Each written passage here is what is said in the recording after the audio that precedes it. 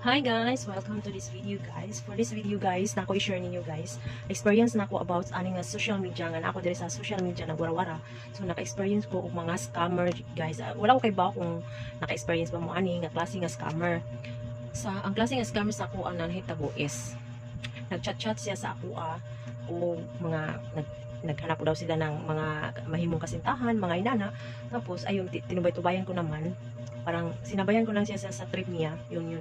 Sabi, excited pa naman ako kasi pinadalhan daw ako ng mga mamahaling gamit. Ayun, sabi niya, padalhan daw ako ng mga gamit na sabi, Louis Vuitton, iPhone Pro Max, tapos cash, tapos may mga jewelries na mamahalin. Yun, pinadala daw sa akin.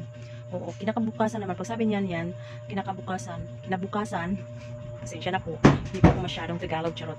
Pinipilit ko lang to kasi para naman ang iba maintindahan. Kasi pag mag-Bisaya ako, pure Bisaya, hindi talaga makaintindihan yung iba, diba? So, I'm trying hard. Pasensya na po. Pure, pure Bisaya po ako, okay? Hope sana maintindihan nyo. Ayun, patuloy tayo. Pinadala niya, tapos naabot na sa Manila, tapos may tumawag na sa akin. Ma'am, kanang nandyan ba kayo sa kanang address na ibinigay mo? Sabi niya sa akin. Sabi ko naman, kasi nandun naman ako sa trabaho. Sinabi ko naman sa kanya nga, wala po, nandito po ako sa trabaho. Sabi niya, paano to ma'am? Hindi to ma'am deliver yung parcel mo ma'am, yung pinapadala sa'yo.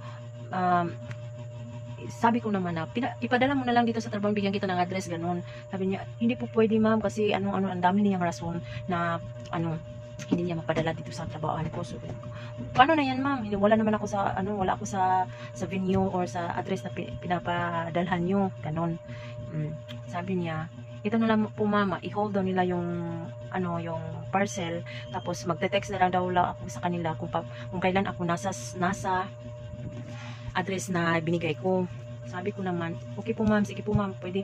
Sabi niya, pero ma'am, magbabayad ka ma'am ng 30,000 kasi po, ma-hold po dito ang iyong po, hindi po mapadala yung parcel ko. Sabi niya, sabi ko, bakit ako magbabayad? Sabi na nagpadala, binabayaran naman ng lahat. Sabi kong ganun. So yun, sabi nila, hindi po ma'am kasi may hindi pa po nabayaran. Sabi sa kanila, sabi nila, tinawagan ko yung nagpadala, bakit ganun? English pa naman. So, bakit ganun? Bakit ako magbabayad ng ganun? Mga 30,000 siya. Sabi na nagpadala sa akin na, okay ka nang nakalimutan ko na may babayaran para kasi ako ganun na pwede babayarin mo na muna. Yan kasi para matanggap daw yung yung parcel. Sabi niya sa nagpadala sa akin. So, English yun ha. Kasi sa London yung London ang address na nila ginamit niya. So, yun. Ikaw, wala akong pera wala akong perang naibigay dyan. Wala akong pambayad. Sabi ko sa nagpapadala. Sige na, kahit kuan, punta ka ng bangko, ganun. Yung pagluloko nila sa akin na, parang ganun ba, parang madaliin ka na, pupunta ka ng bangko para makatanggap mo yung kuan, may cash naman yung pinapadala ko sa iyo, so yun lang yung gamitin mo sa kanya, pambayad, sabi niya ganun. So, napag-isip-isip ko, buti na lang sabi ng kasama ko sa trabaho, baka scam yun, bakit magbabayad ka na ganun na pera na malaki, 30,000, saan lang yun?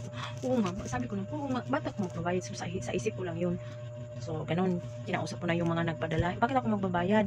Hindi ako magbabayad. Pabalik mo yan sa iyo. Ayaw ko yung tanggapin kung magbabayad man ako na ipapadala mo sa akin. Sabi ko nang ganun.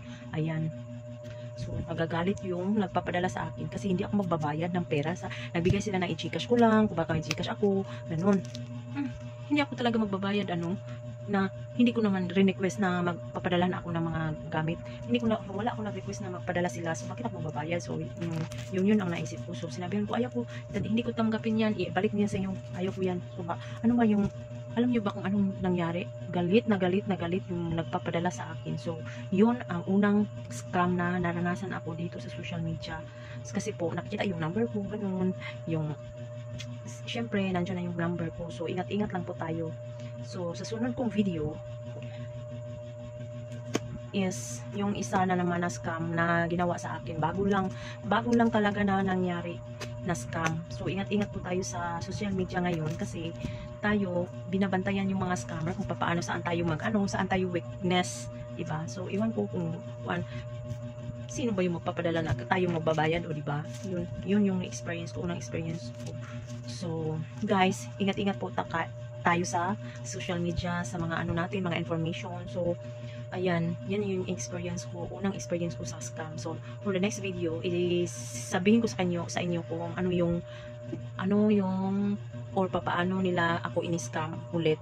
Hindi ko alam kung pareho pala yung tao na yun, or magkaiba ba sila, kasi, parang, ganun lang yun yung mga swan, iba lang yung way sa pag-scam nila. So, hope, ingat-ingat po tayo guys, okay?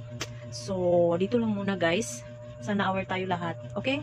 Thank you for watching my video guys. See you in my next video. So, sasabihin ko sa inyo sa susunod na mga araw ng video ko kung paano ako sa pangalawang pagkataon na in-scam na hindi ko naman naanuhan kasi naalam ko naman yung trip nila. Okay?